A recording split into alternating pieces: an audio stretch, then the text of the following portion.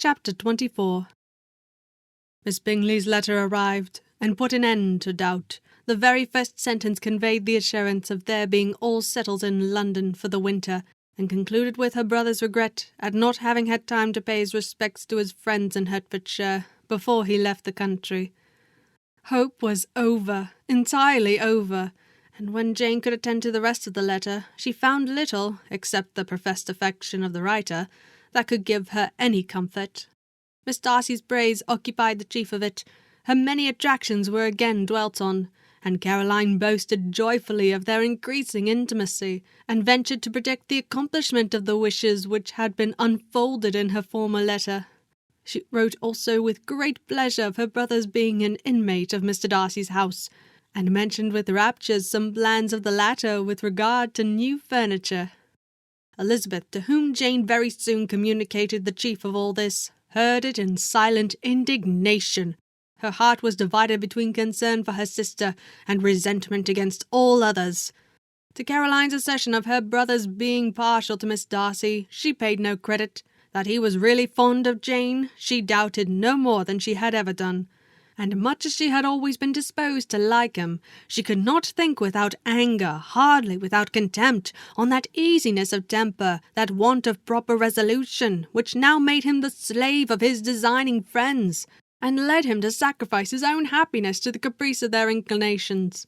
Had his own happiness, however, been the only sacrifice, he might have been allowed to sport with it in whatever manner he thought best. But her sister's was involved in it, as she thought he must be insensible himself. It was a subject, in short, on which reflection would be so long indulged, and must be unavailing. She could think of nothing else, and yet whether Bingley's regard had really died away, or was suppressed by his friend's interference, whether he had been aware of Jane's attachment, or whether it had escaped his observation, whichever were the case, though her opinion of him must be materially affected by the difference, her sister's situation remained the same, her peace equally wounded. A day or two passed before Jane had courage to speak of her feelings to Elizabeth, but at last, on Mrs. Bennet leaving them together, after a longer irritation than usual about Netherfield and its master, she could not help saying, "Oh, that my dear mother had more command over herself! She can have no idea of the pain she gives me by her continual reflections on him. But I will not repine. It cannot last long. He will be forgot, and we shall all be as we were before." Elizabeth looked at her sister with incredulous solicitude, but said nothing. "You doubt me," cried Jane, slightly colouring. "Indeed, you have no reason. He may live in my memory as the most amiable man of my acquaintance, but that is all. I have nothing either to hope or fear, and nothing to reproach him with. Thank God I have not that pain. A little time, therefore, I shall certainly try to get the better." With a stronger voice, she soon added, "I have this comfort immediately, that it has not been more than an error of fancy on my side, and that it has done no harm to anyone but myself." "My dear Jane," exclaimed Elizabeth, "you are too good. Your sweetness and disinterestedness are really angelic. I do not know what to say to you. I feel as if I had never done you justice, or loved you as you deserve." Miss Bennet eagerly disclaimed all extraordinary merit, and threw back the praise on her sister's warm affection. "Nay," said Elizabeth, "this is not fair. You wish to think all the world respectable, and are hurt if I speak ill of anybody. I only want to think you perfect, and you set yourself against it. Do not be afraid of my running to any excess, of my encroaching on your privilege of universal goodwill. You need not. There are few people whom I really love, and still fewer of whom I think well. The more I see of the world, the more I am dissatisfied with it, and every day confirms my belief of the inconsistency of all human characters, and of the little dependence that can be placed on the appearance of either merit or sense. I have met with 2 instances lately. One I will not mention. The other is Charlotte's marriage. It is unaccountable. In every view it is unaccountable." "My dear Lizzie, do not give way to such feelings as these. They will ruin your happiness. You do not make allowance enough for difference of situation and temper." Consider Mr. Collins's respectability and Charlotte's prudent, steady character. Remember that she is one of a large family, that as to fortune it is a most eligible match, and be ready to believe for everybody's sake that she may feel something like regard and esteem for our cousin. To oblige you, I would try to believe almost anything. But no one else could be benefited by such a belief as this, for were I persuaded that Charlotte had any regard for him, I should only think worse of her understanding than I now do of her heart. My dear Jane, Mr. Collins is a conceited, pompous, narrow-minded, silly man. You know he is as well as I do. And you must feel as well as I do that the woman who marries him cannot have a proper way of thinking. You shall not defend her, though it is Charlotte Lucas. For the sake of one individual, change the meaning of principle and integrity, nor endeavour to persuade yourself or me that selfishness is prudence, and insensibility of danger, security for happiness. I must think your language too strong in speaking of both, replied Jane, and I hope you will be convinced of it by seeing them happy together. But enough of this. You alluded to something else. You mentioned 2 instances.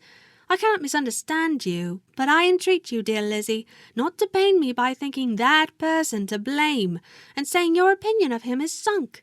We must not be so ready to fancy ourselves intentionally injured. We must not expect a lively young man to be always so guarded and circumspect. It is often nothing but our own vanity that deceives us. Women fancy admiration means more than it does. And men take care that they should. If it is designedly done, they cannot be justified. But I have no idea of there being so much design in the world as some persons imagine. I am far from attributing any part of Mr. Bingley's conduct to design, said Elizabeth. But without scheming to do wrong or to make others unhappy, there may be error and there may be misery. Thoughtlessness, want of attention to other people's feelings, and want of resolution will do the business. And you impute it to either of those? Yes, to the last. But if I go on, I shall displease you by saying what I think of persons you esteem. Stop me whilst you can. You persist, then, in supposing his sisters influence him? Yes, in conjunction with his friend. I cannot believe it. Why should they try to influence him? They can only wish his happiness, and if he is attached to me, no other woman can secure it. Your first position is false. They may wish many things besides his happiness. They may wish his increase of wealth and consequence. They may wish him to marry a girl who has all the importance of money, great connections, and pride. Beyond a doubt, they do wish him to choose Miss Darcy, replied Jane. But this may be from better feelings than you are supposing. They have known her much longer than they have known me. No wonder if they love her better. But whatever may be their own wishes, it is very unlikely that they should have supposed their brothers. What sister would think herself at liberty to do it, unless there was something very objectionable? If they believed him attached to me, they would not try to part us. If he was so, they could not succeed.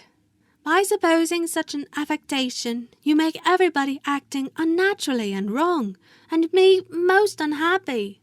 Do not distress me by the idea.